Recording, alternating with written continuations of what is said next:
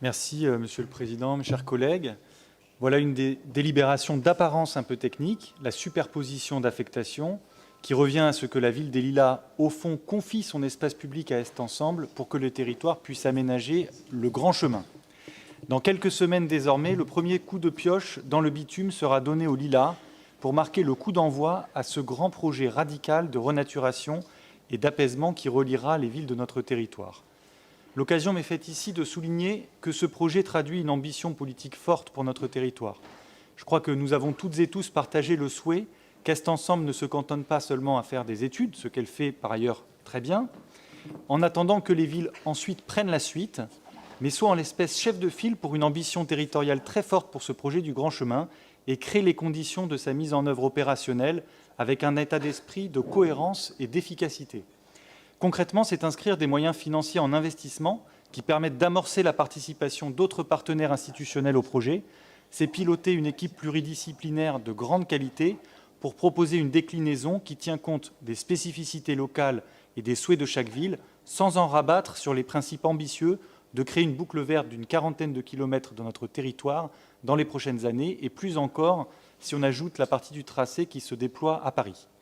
Je veux souligner cela car à l'heure où l'injonction de transformation efficace et rapide de notre espace public nous est faite, je pense que l'action du territoire en la matière est un atout pour concrétiser la promesse politique d'un engagement plus opérationnel d'Est Ensemble pour des politiques qui embrassent l'enjeu climatique et de justice sociale, notre devise commune. Le tronçon démonstrateur des Lilas est le point de départ du projet d'amplification écologique que constitue le Grand Chemin, qui sera aussi un accélérateur pour nous adapter aux conséquences du réchauffement climatique. Le Grand Chemin permettra une débitumisation de 40% de la voirie, avec une insertion d'au moins 30% de pavés enherbés sur la totalité de son tracé. Les rues seront apaisées et adaptées à la marche et au vélo. Sur l'avenue Robert Schuman, il s'agira de transformer une pente où l'usage de la voiture reste encore dominant en une rue partagée avec une piste cyclable bidirectionnelle et un sens unique montant pour les voitures, ainsi qu'une lisière boisée côté ouest et un trottoir élargi du côté du City Stade et du centre de loisirs. Les usagers pourront alors profiter de nouveaux îlots de fraîcheur et d'espaces sécurisés aux abords de ces deux équipements fréquentés par de nombreux enfants.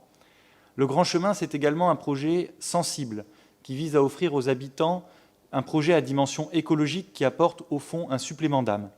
Ici, au Lilas, ce supplément d'âme va se traduire par exemple par la construction de balcons en bois face aux équipements, des aires de jeu inclusives, par la transformation de la place Brosselette en une place parc liée à l'escalier de la Sante Manoukian, et bien d'autres aménagements inspirants que je vous invite à découvrir dans l'avant-projet. Donc c'est parti pour le Grand Chemin, et il va falloir aussi, je dirais, adapter notre vocabulaire. Je nous propose plutôt que de poser la première pierre, que nous enlevions ensemble le premier morceau de bitume, puisque c'est bien cela la philosophie de ce projet qui démarre au Lilas. Je vous remercie.